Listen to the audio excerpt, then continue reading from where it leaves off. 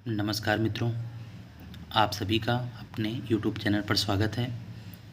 एक महत्वपूर्ण सीरीज का शुभारंभ हो रहा है और इस महत्वपूर्ण सीरीज का उद्देश्य है संविधान के वे अनुच्छेद जो पिछले वर्षों में किसी न किसी परीक्षा में पूछे जा चुके हैं। किस एग्ज़ाम में पूछे गए हैं वो भी आपके सामने अनुच्छेद के नीचे आप देख पाएंगे, लिखा हुआ होगा कि इस एग्ज़ाम में पूछा गया है और अनुच्छेद के अंतर्गत किस बात का उल्लेख है। इस तरह से जितने भी महत्वपूर्ण अनुच्छेद हैं जो भी परीक्षाओं में आए हुए हैं इस सीरीज के माध्यम से कवर हो जाएंगे। आप लोग क्या करेंगे, आपको नोट्स बनाना है, नोट करना है। जो समझाने वाली बातें होंगी आपको मैं समझाने का प्रयास करूँगा। आप लोग एक तरफ लिखते जाइएगा और याद करते जाइएगा।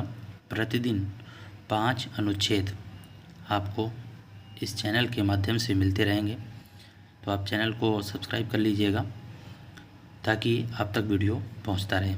छोटे छोटे वीडियो के माध्यम से आप तक ये जानकारी पहुंचती रहेगी। प्रतिदिन 5 अनुच्छेद आप याद करेंगे।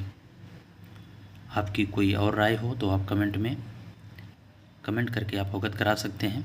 चलिए प्रारंभ करते हैं। देखते हैं अनुच्छेद 1 किस परीक्षा में पूछा गया है। यूपीएसआई 2017 में यह प्रश्न पूछा गया। अनुच्छेद 1 में किस बात का उल्लेख है, संघ का नाम और राज्य क्षेत्र। याद रखना है, संघ का नाम और राज्य क्षेत्र।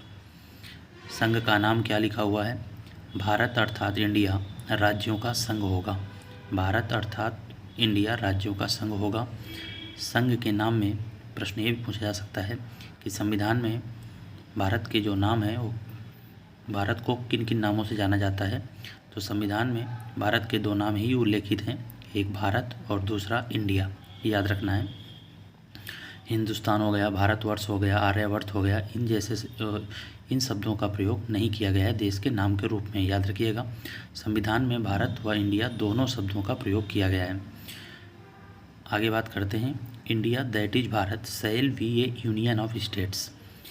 संघ के लिए किस शब्द का प्रयोग किया गया है, तो आपको बता दें संघ के लिए अनुच्छेद 1 में यानी भारतीय संविधान में यूनियन शब्द का प्रयोग किया गया है। याद रखना है, यूनियन शब्द का प्रयोग किया गया है। यूनियन ऑफ स्टेट्स ये भी याद रखना है, राज्यों का संघ, यूनियन ऑफ स्टेट्स। यहाँ से भी प्रश्न बना है, ठीक है। और आपको बता देते हैं यूनियन का प्रयोग किया गया है। संघ जो है, संघ यूनियन और फेडरेशन दोनों का हिंदी में अर्थ संघ होता है, यूनियन और फेडरेशन, इसलिए यहाँ पर यूनियन शब्द का प्रयोग किया गया है। इस बात को आप याद रखिएगा। प्रश्न पूछा जा सकता है कि भारत का नामकरण किस अनुच्छेद से उल्लेखित होता है, तो आपको याद रखना है अनुच्छेद 1। अनुच्छेद 1 से भारत का नामकरण स्पष्ट होता है। एक तथ्य और स्पष्ट कर देते हैं, भारत अर्थात इंडिया राज्यों का संघ होगा। इसका अभिप्राय क्या है, तो आपको बता दें इसका अर्थ ये होता है कि भारतीय संघ राज्यों के बीच किसी समझौते का परिणाम नहीं है और राज्यों को संघ से अलग होने का अधिकार नहीं होता। इसके तहत इसका मतलब ये हुआ कि राज्यों को संघ से अलग होने का अधिकार नहीं है। भारतीय संघ राज्यों के बीच किसी समझौते का परिणाम नहीं है और राज्यों को संघ से अलग होने का अधिकार नहीं है। ये अभिप्राय है राज्यों के संघ से, यानी कोई भी राज्य अलग नहीं हो सकता। बात करते हैं अनुच्छेद 2। एसएससी सीएचएसएल एग्ज़ाम 2023 में पूछा गया। अनुच्छेद 2 में संसद भारतीय संघ में नए राज्यों का प्रवेश या स्थापना करा सकती है। नए राज्यों का प्रवेश या स्थापना करा सकती है। याद रखना, नए राज्यों का प्रवेश या स्थापना करा सकती है। अनुच्छेद 2 में इस बात का प्रावधान है।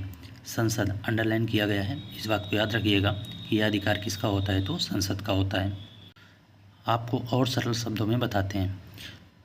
नए राज्यों का प्रवेश यानी इसमें भारत के बाहर के क्षेत्रों को राज्य के रूप में सम्मिलित करना होता है।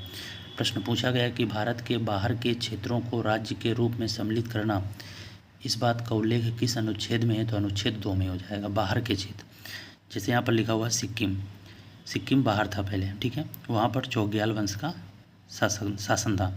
इसको 36वें संविधान संशोधन अधिनियम 1975 के तहत भारत में मिलाया गया। सिक्किम को।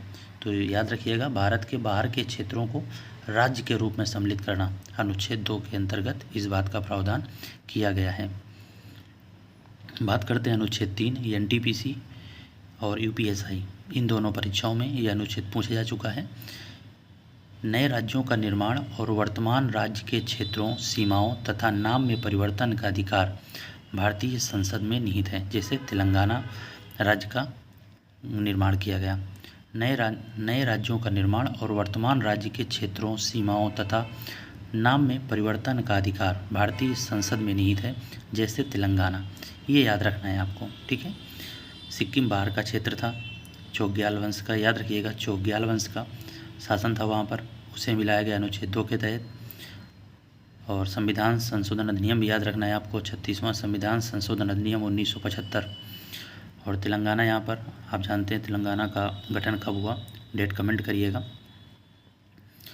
अब बात कर लेते हैं अनुच्छेद 4 को, आपको बता देते हैं क्योंकि अभी तक हमें मिला नहीं कि किसी भी परीक्षा में पूछा गया है, लेकिन जानना आपके लिए ज़रूरी है क्योंकि यहाँ से सीधे सीधे अनुच्छेद से प्रश्न नहीं बने हैं, लेकिन उसके आधार से प्रश्न बने हुए हैं। तो अनुच्छेद 4 में क्या है तो आप नोट कर लीजिएगा।